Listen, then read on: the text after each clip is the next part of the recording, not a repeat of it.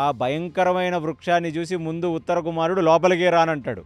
వాడు మహాపిరికివాడు అనమాట. అర్జునుడికి ఇప్పుడిప్పుడు అర్థమవుతుంటుంది.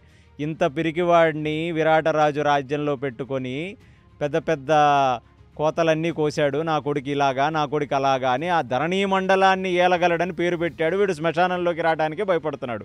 యుద్ధం ఎలాగో చేయలేకపోతున్నాడంటే, ఉత్తర కుమార నీకు ఒక అద్భుతమైన గిఫ్ట్, నువ్వు పైకెక్కి ఒక్కసారి ఆ మూటను తీగానే నీకు అర్థమైపోతుంది అనగానే పైకెక్కి ఆ మూట తీయగానే అందులోంచి పెద్ద పెద్ద కొండ సిలువలు పెద్ద పెద్ద పాములు లాగా బయటకు వస్తాయి. రాగానే ఉత్తర కుమారుడు ఒక్కసారి అది చూసి, నువ్వెవడురా బాబు, నువ్వెవరో సైకోలా ఉన్నావు, గిఫ్ట్ అని చెప్పి ఎక్కిచ్చావు, దీని నిండా విపరీతమైన పాములు అవి ఉన్నాయంటే, ఉత్తర కుమారు ఇంకొక 5 నిమిషాలు నన్ను భరించమని చెప్పాను కదా, వాటికి నమస్కరించి ఆ శ్రీహరిని మనసులో తలుచుకొని, ధర్మానికి మేము యుద్ధానికి వెళుతున్నాం కాబట్టి మాకు ఇక్కడ ఒక అస్త్రశక్తి ఉంది, ఆ అస్త్రశక్తి మాకు కావాలనే పూనికతో మనస్సులో ఆ శ్రీహరిని శ్రీకృష్ణుని తలుచుకో ఒక్కసారి అనగానే ఉత్తర కుమారుడు దండం పెట్టగానే ఆ పెద్ద కొండ సిలువలాగా ఉన్న ఒక పెద్ద పాము కాస్త గాంధీవంగా మారిపోతుంది.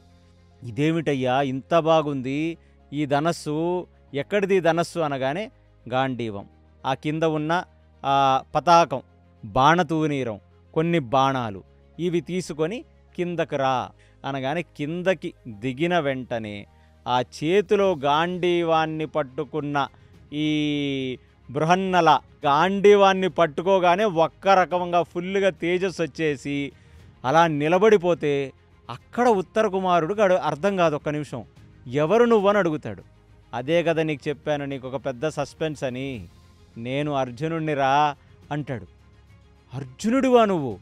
అదే కాకుండా నువ్వు చూసావే సైరంధ్రి, మీ చెల్లిగారికి చెప్పి నన్ను తీసుకొని వచ్చింది కదా, తనే నా భార్య అయిన ద్రౌపది. దాని తర్వాత మీ నాన్నగారితో దక్షిణం వైపుకి వెళ్ళారా 5 నలుగురు, వాళ్లే ధర్మరాజ భీమ నకుల సహదేవులు అని చెప్పగానే వీళ్ళ గురించి చాలా గొప్ప గొప్ప కథలు విన్నాడు వీడు ఉత్తర కుమారుడు. తన తండ్రి చెప్తూ ఉంటాడు ఉత్తర కుమారుడికి, ఎప్పుడైనా నువ్వు అర్జునుడిలా ఉండాలిరా నువ్వు అని చెప్తూ ఉంటాడు.